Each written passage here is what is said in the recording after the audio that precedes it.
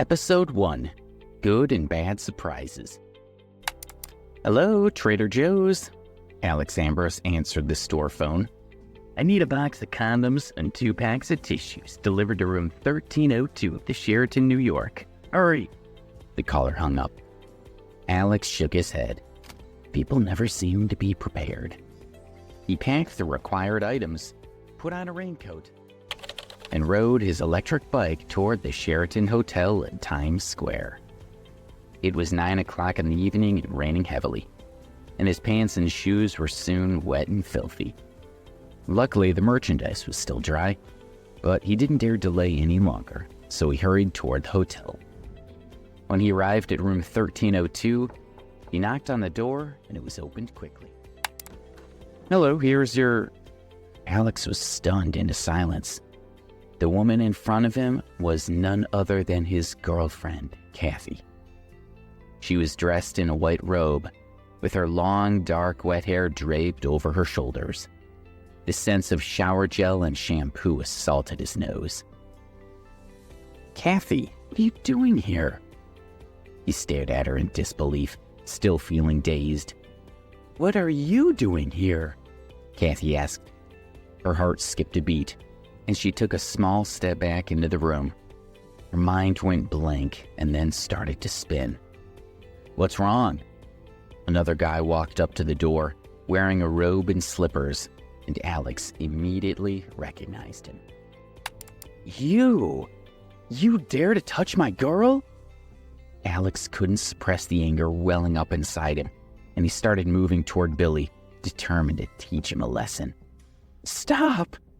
Kathy stepped in front of Alex. After a brief burst of panic, she had managed to get back a bit of control. Since her boyfriend had already discovered her betrayal, there was no point in trying to hide it now. She looked directly at him. "Alex, we need to break up." "Break up?" Alex was stunned. He stared at Kathy with wide eyes. "Kathy, we've been together for more than a year. Are you going to break up with me now?" "Yes, we need to go our separate ways." She kept steady eye contact with him and spoke with a strong sense of resentment.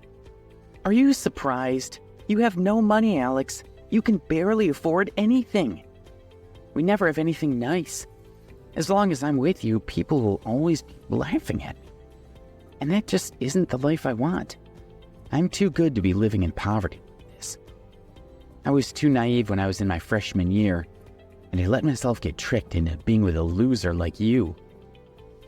She hugged Billy's arm and said to Alex, "Billy is my boyfriend now. From now on, I want nothing to do with you. Don't bother me again."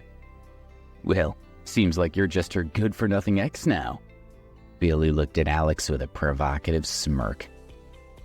Alex, standing there in a raincoat with mud stains on his pants and shoes, felt like Kathy was right. He was a complete loser. Billy took the brown paper bag from his hand and took out the box of condoms. He waved it at Alex and laughed as he said, "I'm staying in a nice hotel, having my girlfriend's ex bring me condoms, and you're single. It sure was good of you to help me out." "Why are you still here?" Kathy scolded Alex. "Nah, it's good that he didn't piss off.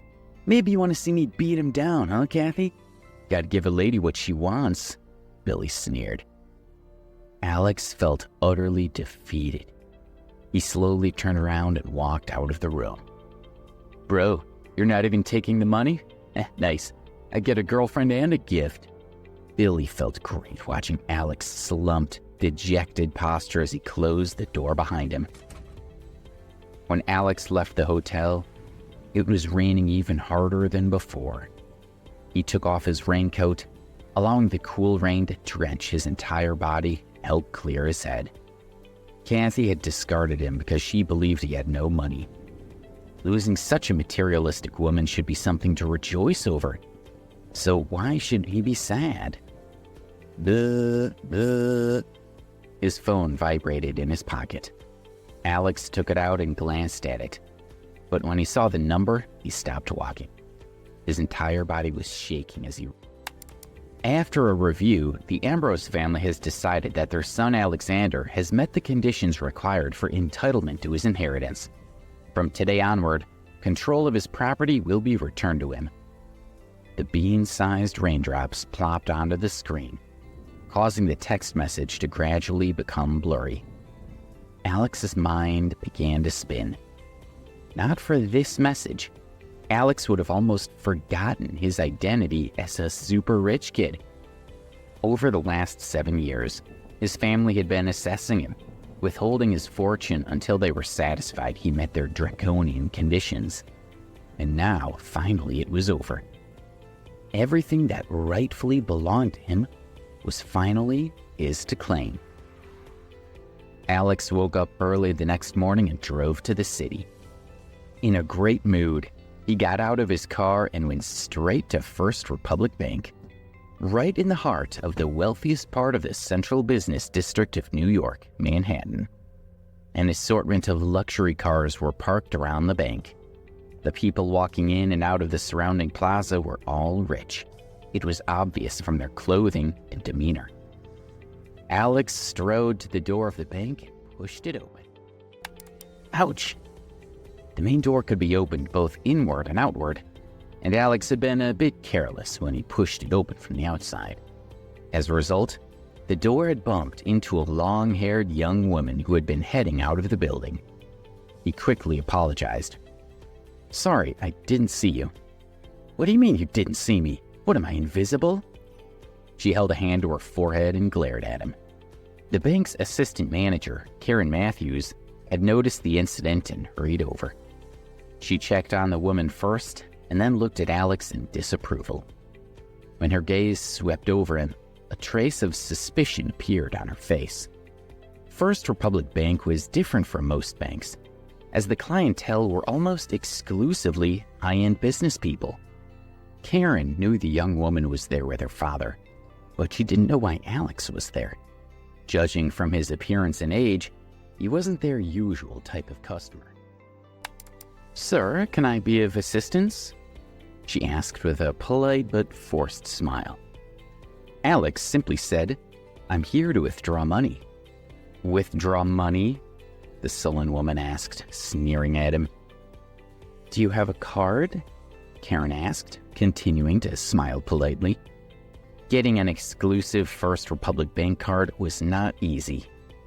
$1 million of savings was the minimum requirement to qualify.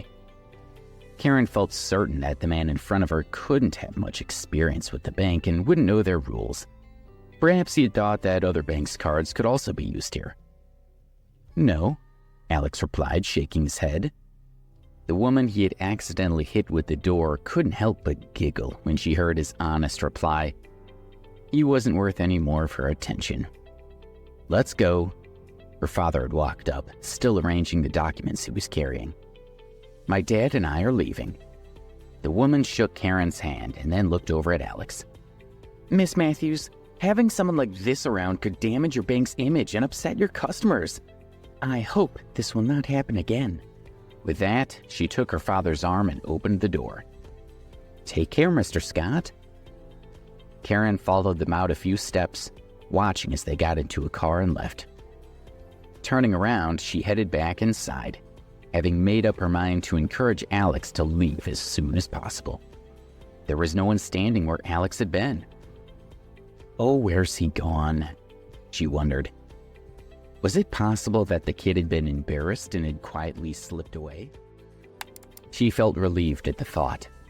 Then, just as she was about to go back to work, she caught a glimpse of someone out of the corner of her eye. "There's the brat. No wonder I didn't see him at first," she thought. He had already reached the entrance to the VIP lounge, and a pillar had blocked her view of him. The VIP room was only for high-status customers who were worth at least $30 million. And this young man had admitted that he didn't even have a card. If she let him get through, she would be in trouble with her boss. "Stop! Don't move!" Karen yelled, feeling desperate.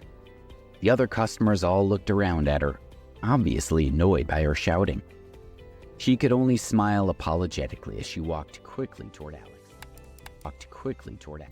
but he had already walked through the lounge, opened the door to the VIP room, and stepped inside.